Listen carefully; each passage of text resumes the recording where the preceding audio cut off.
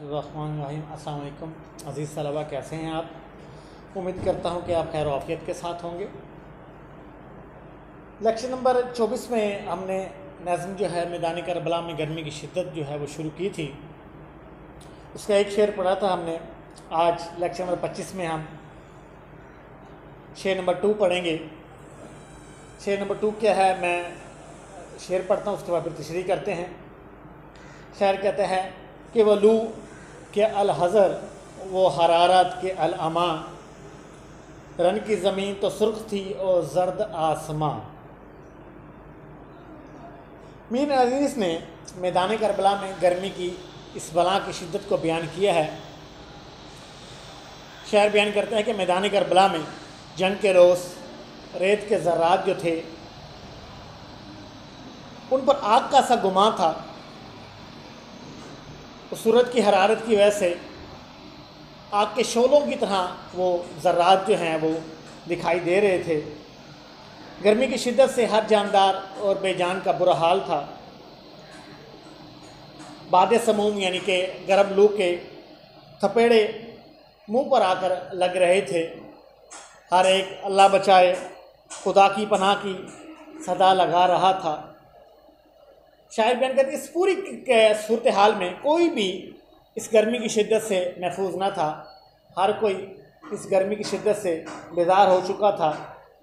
ज़मीन की शुआएं, ज़मीन की तपिश, ज़मीन की हरारत इस कदर ज़्यादा हो गई थी कि ज़मीन जो है वो तंदूर की तरह मालूम हो रही थी। जिस तरह तंदूर जलकर सुर्ख हो जाता है, इसी तरह सूरज की तपिश की वजह से, सूरज की हरारत की वजह से ज़मीन तंदूर की तरह हो गई थी। और आसमान जो है वो भी इस हरारत से, इस तपिश से बच नहीं सका था, बल्कि वो भी हरारत की वजह से, तपिश की वजह से वो भी जर्द हो गया था। क्योंकि जब सूरज की हिद्दत, सूरज की तपिश जब ज़मीन पर पड़ती थी तो ज़मीन भी तप जाती थी। और फिर इस ज़मीन की तपिश से इस कदर ये तपिश उड़ती थी कि यह आसमान तक जा पहुंचती थी। और आसमान भी सूरज की तपिश की वजह से बच ना सका था और वो भी जर्द हो गया था। यहाँ भी शायद जो है वो मुबालगा आराई से काम ले रहे हैं कि हर चीज़ गर्म हो गई थी। सूरज की शुआओं ने, सूरज की तपिश ने किसी भी चीज़ को न छोड़ा था। शेर नंबर 3 है कि आबे खून को खल्क तरसती थी खाक पर, गोया हवा से आग बरसती थी खाक पर। अब शायर इस शेर में मैदान करबला में गर्मी की शिद्दत बयान करते हुए कहते हैं कि हर जानदार बेहाल परेशान था। क्योंकि कहते हैं कि आबे खून, अब हर जानदार और बेजान इस वजह से बेहाल था कि वहाँ पर इस कदर ज़्यादा गर्मी थी कि अगर किसी को कहीं से एक घूंट मिल जाता ठंडे पानी का तो अपने लिए वो बहुत बड़ी नेमत तस्वुर करता। लेकिन इसके बावजूद भी, इतनी गर्मी के बावजूद भी किसी को भी एक घूंट ठंडे पानी का नहीं मिल रहा था। तमाम मखलूक, चाहे इसमें जानदार है बेजान है, हर एक गर्मी की शिद्दत से बेहाल था और इस ठंडे पानी के लिए तड़प रहा था, बेकरार हो रहा था। क्योंकि ठंडा पानी तो दूर की बात है, पानी जो था वो भी उबल रहा था क्योंकि गर्मी की शिद्दत इस कदर ज़्यादा हो रही थी। हर जानदार मखलूक शिद्दत प्यास से बिलबिला रही थी। इन्हें प्यास बुझाने के लिए इन्हें ठंडे पानी की ज़रूरत थी, लेकिन ठंडा पानी कहीं भी मुयस्सर नहीं था। दूसरे मिसरे में क्या कहते गोया हवा से आग बरसती थी खाक पर। अब आसमान से जो हवा आती वो हवा नहीं थी, ऐसा लगता था जैसे आसमान आग बरसा रहा है ज़मीन पर। जब मुसलसल आगनुमा हवा जब ज़मीन पर आके गिरती तो हलक और ज़्यादा खुश्क हो जाते। मैदान करबला में लोगों के और ज़्यादा हलक खुश्क हो जाते, मज़ीद उन्हें प्यास की शिद्दत महसूस होती।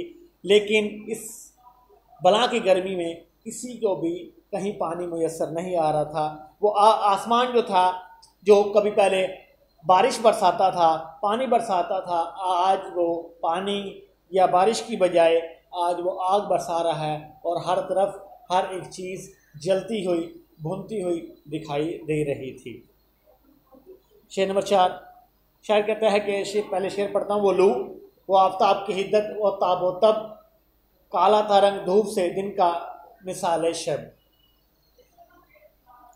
शायरी शेर में मैदान करबला में गर्मी की शिद्दत को यूं इस तरह बयान करते हैं कि मैदान जंग के दिन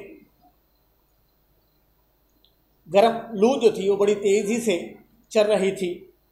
सूरज अपनी पूरी आबोताब से चमक रहा था और सूरज की शुआएं पूरी शिद्दत के साथ, सूरज की किरणें जो हैं पूरी तेज़ी के साथ, पूरी कुव्वत के साथ ज़मीन पर आकर गिर रही थी। गर्मी की शिद्दत का ये हाल था कि दिन की अगर बात की जाए तो दिन का जो रंग चूँकि उजला होता है, निराला निराला नया नया होता है, साफ होता है, लेकिन गर्मी की शिद्दत इस कदर थी कि दिन जो है अपनी हालत, अपनी कंडीशन को तब्दील करने पर मजबूर हो गया था। शायर यहाँ पे मुबालगा आराई की हदों को छू रहा है, कह रहा है कि गर्मी इस कदर थी कि दिन जो है वो रात की तरह महसूस होने लगा था। वो हर चीज़ काली काली दिखाई दे रही थी। जिस तरह किसी चीज़ को जलने के लिए रख दिया जाए तो वो चीज़ जल कर खाकिस्तर यानी राख हो जाती है, इसी तरह मैदान करबला में गर्मी की शिद्दत या गर्मी की हरारत की वजह से, सूरज की तपिश की वजह से हर एक चीज़ जल गई थी, हर एक चीज़ खाकिस्तान में तब्दील हो गई थी। दिन जो है वो रात में तब्दील हो गया था। वो अपनी और धूप जो है, अगर धूप की बात की जाए तो अपनी पिलपिलाहट जो है, धूप का पीला रंग जो है वो भी काले स्याह रंग में तब्दील हो गया था, क्योंकि सूरज की तपिश इस कदर थी। दिन भी तब्दील हो गया था और सूरज की अपनी जो धूप थी वो भी तब्दील हो गई थी। और यहाँ पर शायर जो है मुबालगा आराई की हदों को छू रहा है। शेर आगे देखिए, पॉइंट देखिएगा, शेर नंबर 5। खुद नहरे अलकमा के सूखे हुए थे लब, खैमे जो थे हबाबों के तपते थे सब के सब। अब शायर ने इस शेर में बहुत खूबसूरती के साथ नहर अलकमा के सूखे हुए लब का इस्तारा इस्तेमाल करते हुए खुश्क होंठों की शिद्दत, खुश्क होंठों की प्यास की शिद्दत को बयान किया है। क्या कहते हैं कि मैदान करबला में गर्मी की शिद्दत इस कदर ज़्यादा थी कि हर चीज़ वहाँ गर्म हो चुकी थी। उस रोज़ आसमान से बरसने वाली आग ने हर चीज़ को झुलसा कर रख दिया था। गर्मी की शिद्दत की अगर बात की जाए तो दरियाए फुरात का पानी भी इस गर्मी की शिद्दत से बच ना सका था, क्योंकि दरियाए फुरात का वहाँ पर एक दरिया भी था फुरात, वो भी गर्मी की शिद्दत से उसका भी बुरा हाल था। उसके किनारे जो थे वहाँ पर जो पानी था वो गर्मी की शिद्दत से पानी जो है वो भाप बनकर उड़ गया था और वहाँ पर वो किनारे खुश्क हो गए थे और किनारों वाली जगह पर जो पानी होता है वो पानी ख़त्म हो गया था। और पानी जो बाकी बचा था दरमियान वाली जगह पर, वो पानी जो है वो बुलबुले बन रहे थे और बुलबुले जो थे वो खैमों की शक्ल इख्तियार कर रहे थे। यानी कि पानी जो है नुक्ता खुलाव से भी ज़्यादा बढ़ गया था। नुक्ता खुलाव से जब पानी उबलने लगता है, बुलबुले बनने लगता है, तो लेकिन हम वहाँ मैदान करबला में गर्मी की शिद्दत की वजह से दरिया फुरात का पानी इससे भी ज़्यादा गर्म हो गया था कि उबलने के बाद वो पानी आबी बुखारात में तब्दील हो गया था और पानी आसमान की तरफ उड़ रहा था, जिसकी वजह से दरिया फुरात के जो किनारे थे, जो होंठ थे, वो खुश्क हो गए थे और वो पानी जो है वो वहाँ पर ख़त्म हो गया था। अगला शेर देखिएगा, उड़ती थी खाक खुश्क था चश्मा हयात का, खोला हुआ था धूप से पानी फुरात का। मैदान करबला में गर्मी की शिद्दत बयान करते हुए मीर अनीस कहते हैं कि गर्मी की शिद्दत इस कदर ज़्यादा थी कि हर शख्स अपनी ज़िंदगी से बेजार था। ज़िंदगी का चश्मा, ज़िंदगी की दौड़, ज़िंदगी की माला बस टूटने ही वाली थी। हर शख्स अपनी मौत को बहुत करीब से देख रहा था, क्योंकि उसे मालूम था कि इस कदर गर्मी की शिद्दत में मेरे लिए बग़ैर पानी के ज़िंदा रहना बहुत मुश्किल है। हर तरफ खुश्की ही खुश्की थी। अगर पानी की बात की जाए तो वो भी खोलता हुआ, उबलता हुआ दिखाई दे रहा था। और पानी चूँकि ज़िंदा रहने के लिए निहायत ज़रूरी है, पानी के बगैर ज़िंदगी नहीं है, लेकिन वहाँ पानी पीने के काबिल ही नहीं रहा था।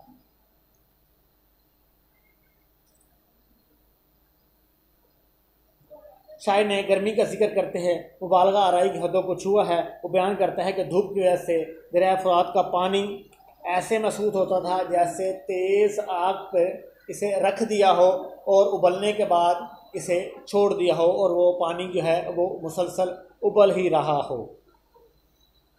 अगला शेर देखिएगा, झीलों से चारपाई न उड़ते थे ताबशाम, मस्कन में मछलियों के समंदर का था मकाम। झीलों से चारपाई न उड़ते थे ताबशाम। मैदान करबला में गर्मी की शिद्दत का जिक्र करते हुए मीर अनीस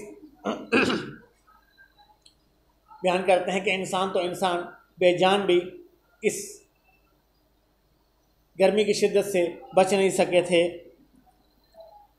अगर चार पाँव वाले जानदारों की बात की जाए कि जो पानी में तैर लेते हैं या पानी के अंदर रह लेते हैं, तो वो भी सुबह से लेकर शाम तक पानी के अंदर ही ज़िंदा रहने पर मजबूर थे, क्योंकि उन्हें मालूम था कि जैसे ही हम बाहर निकलेंगे सूरज की शुआओं, सूरज की तपिश और सूरज की हिद्दत की वजह से हम भी जल भुन जाएंगे, क्योंकि हमारे अंदर इतनी सकत ही नहीं है, इतनी ताकत ही नहीं है कि हम इस गर्मी की शिद्दत को बर्दाश्त कर सकें। वो सुबह से लेकर शाम तक इसके अंदर रहते।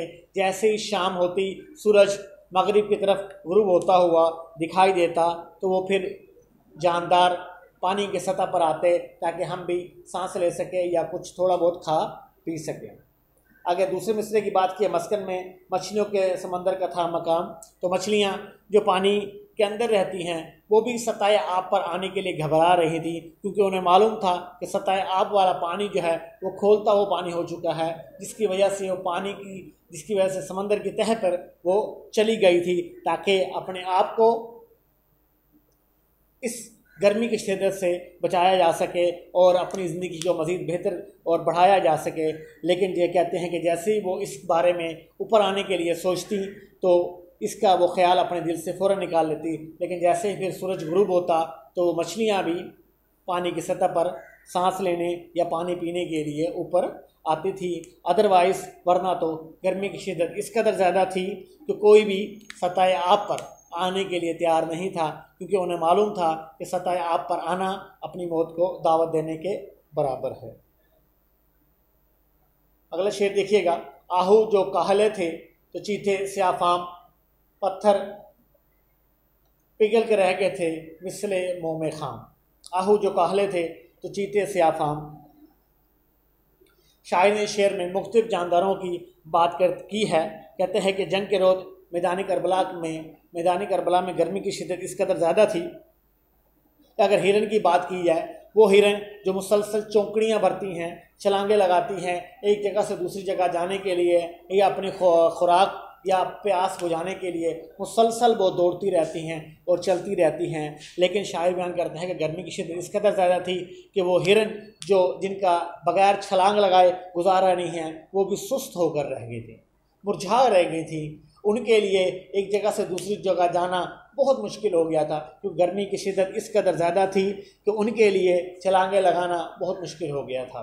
अगर चीतों की बात की जाए तो वो चीते जो कि बहुत खूबसूरत दिखाई देते हैं और जंगल में मुख्तलिफ जानवरों से अपनी खुराक मुहैया करते हैं, वो चीते भी सूरज की तपिश की वजह से उनकी रंगत भी तब्दील हो गई थी और वो भी काले रंग के हो गए थे और उनकी हालत तब्दील हो रही थी।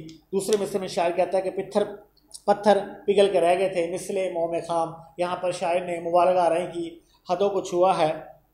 कहते हैं कि अगर पत्थरों की बात की जाए तो पत्थरों में से पानी निकलता हुआ नज़र आ रहा था। ऐसा लगता था जैसे पत्थरों को भी पसीना आ रहा है, या ऐसा मालूम होता है जैसे पत्थर जो है वो पिघल रहे हैं मोम की तरह। जिस तरह कच्ची मोम पिघलती है, इसी तरह पत्थर जो है वो भी पिघलते हुए नज़र आ रहे थे, क्योंकि गर्मी की शिद्दत को भी वो भी बर्दाश्त नहीं कर पा रहे थे। गर्मी की शिद्दत से उनका भी बुरा हाल था, उनके अंदर से भी पानी निकलता हुआ नज़र आ रहा था।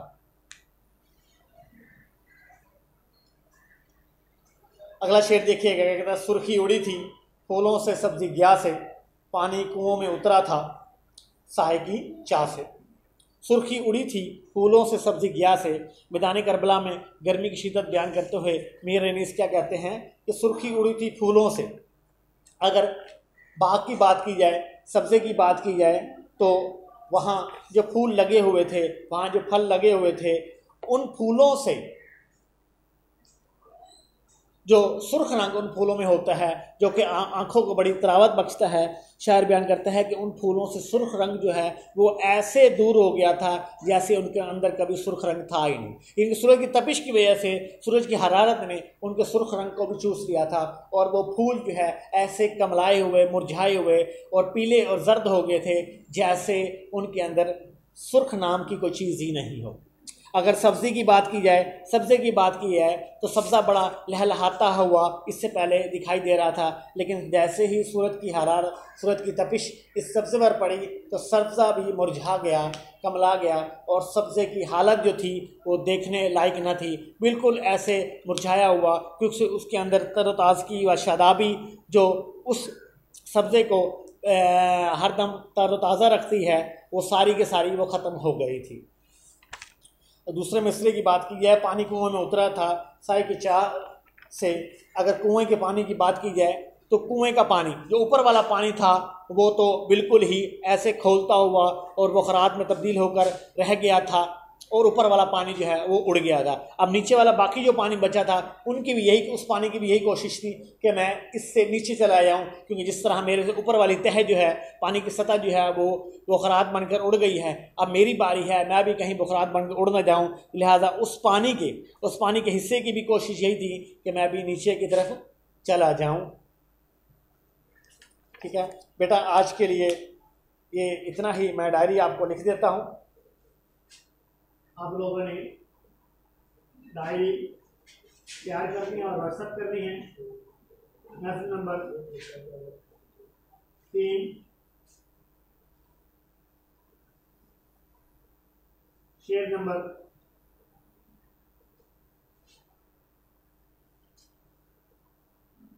2 प्लस आपने आरपी करनी है और मुझे चेक भी करानी है। आज के लिए इतना ही। अल्लाह हाफिज़।